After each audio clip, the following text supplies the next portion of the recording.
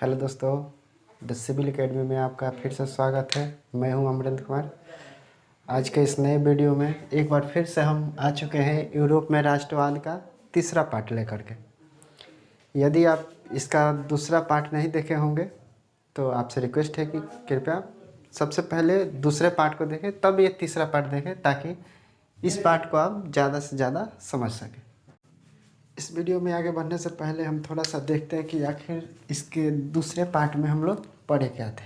तो उसमें सबसे पहला पॉइंट था 1848 की क्रांति, जिसको हमने काफ़ी डिटेल से पढ़ा था। एवं उसके बाद इटली के एकीकरण का प्रथम प्रयास, जिसमें कार्बोनरी का सदस्य जोसेफ मेजीनी के बारे में पढ़े थे, जिन्होंने 1831 ईस्वी में यंग इटली एवं 1834 ईस्वी में यंग यूरोप का गठन करके राष्ट्रवादी की मांग को काफ़ी ज़्यादा तेज कर दिया। लेकिन सर्डियन पीटमाउंट के कुछ हिस्सों पर मेटरनिख के आक्रमण के बाद चार्ल्स एल्बर्ट, जो सर्डियन पीटमाउंट का शासक था, पराजित होने के बाद मेजीनी को पुनः पलायन करना पड़ा, जिसके कारण इटली का एकीकरण का प्रथम प्रयास वहीं पे समाप्त हो गया था। इटली एकीकरण का द्वितीय चरण तब आता है जब सर्डियन पीडमाउंट का नया शासक विक्टर एमेनुअल बना एवं उसका प्रधानमंत्री काउंट काबुड, जो राष्ट्रवादी एवं सफल कूटनीतिज्ञ के रूप में जाना जाता था, प्रधानमंत्री बनने से भी पहले। कूटनीतिज्ञ का मतलब होता है कि चाल चलना, ठीक है। सर्डियन पीडमाउंट का प्रधानमंत्री काउंट काबुड बनते ही सबसे पहले उन्होंने देखा कि आखिर इटली के एकीकरण में सबसे मेन जो बाधा है वो कौन सा है। तो उसने पाया कि ऑस्ट्रिया जो है वो ऑस्ट्रिया जो इटली एकीकरण का विरोध में था, और यही सबसे बड़ी बाधा थी इटली एकीकरण में। काउंट काबुड को जैसे ही पता चला कि इटली के एकीकरण में सबसे बड़ी बाधा ऑस्ट्रिया है,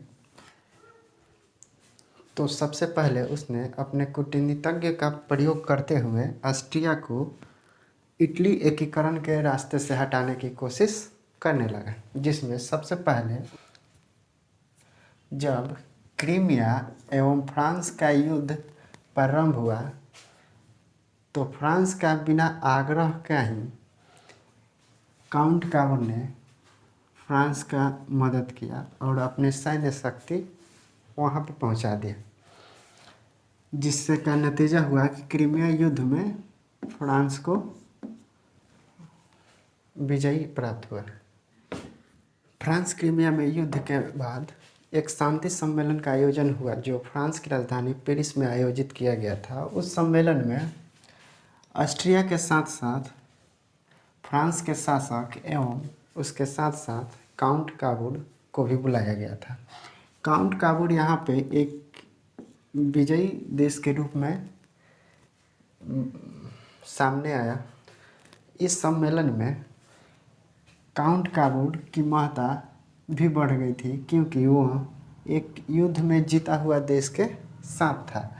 अपनी महत्ता को उपयोग करते हुए उसने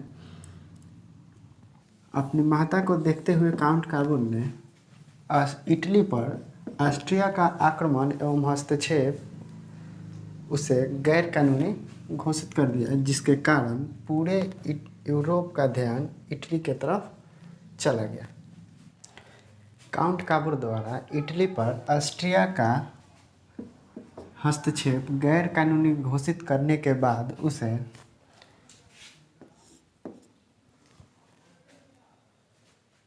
गैर कानूनी घोषित करने के बाद काउंट काबुड ने एक बार फिर से फ्रांस के साथ एक नया संधि किया, जिसमें ऑस्ट्रिया के खिलाफ युद्ध करने पर सैन्य शक्ति की मांग किया और बदले में नीस एवं सेवाए दो प्रांत सर्डियन पीडमाउंट द्वारा फ्रांस को देने का आश्वासन किया गया।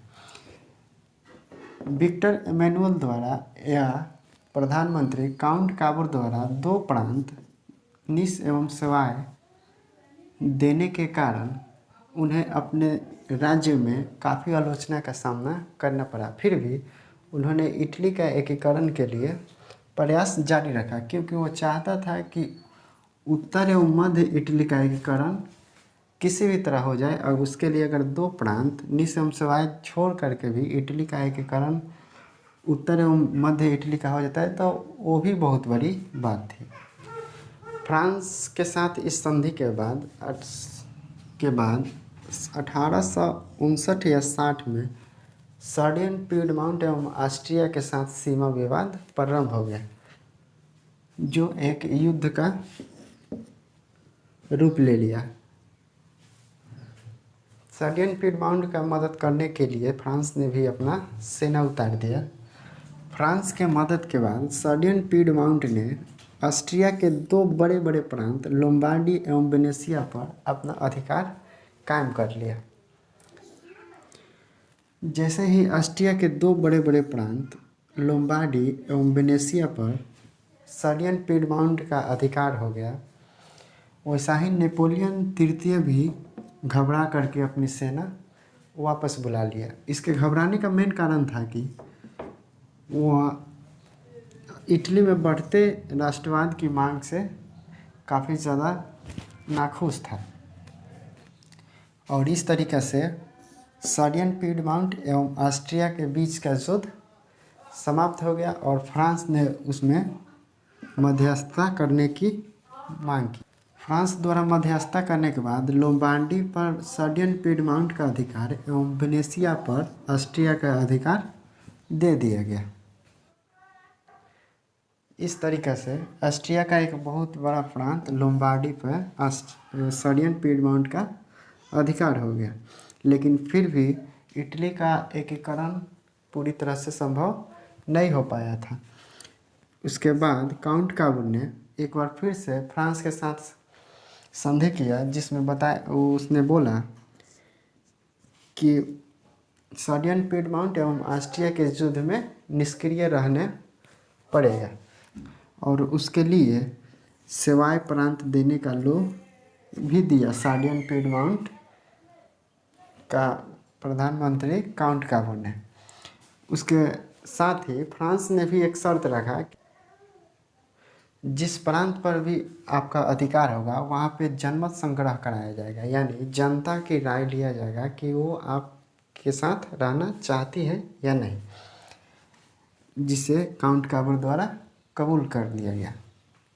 दूसरी संधि के परिणाम स्वरूप ऑस्ट्रिया का प्रांत पार्मा, मोडेना, टस्कनी पर सर्डियन पीडमाउंट का अधिकार हो गया, और वहीं पे ऑस्ट्रिया देखते ही रह गया। वो इंग्लैंड और फ्रांस के भय से कुछ कर भी नहीं पाया। अब इटली केवल रोम एवं वेनेशिया को छोड़ करके उत्तर एवं मध्य इटली का एकीकरण हो चुका था।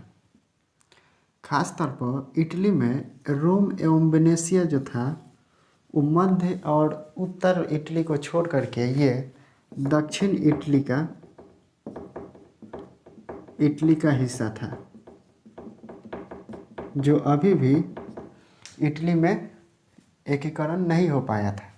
और उसके बाद इटली का ही एक महान क्रांतिकारी जो पेशे से नाविक था, जिनका नाम था गैरीबाल्डी हुए, जिनका मत था कि वो गणराज्य की स्थापना करें। गैरीबाल्डी सबसे पहले मेजीनी, जो जोसेफ मेजीनी था, उससे प्रभावित थे, लेकिन बाद में विक्टर इमैनुअल के कारण गणतंत्र का पक्षधर बन गए या गणतंत्र की स्थापना चाहते थे। गैरीबाल्डी का मेन उद्देश्य था कि दक्षिण इटली को मध्य इटली एवं उत्तर इटली में मिला देना, जिसके कारण उन्होंने काफ़ी ज़्यादा प्रयास किया।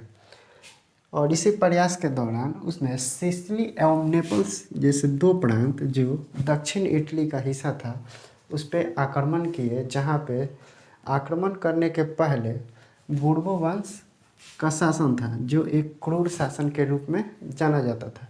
जैसे ही सिसिली और नेपल्स पे आक्रमण किया हुआ, उसके बाद ही वहाँ की जनता गैरीबाल्टी के साथ चली आई, क्योंकि बोर्बो वंश के क्रूरता का जो शासन था उससे वो बहुत ज़्यादा परेशान थे।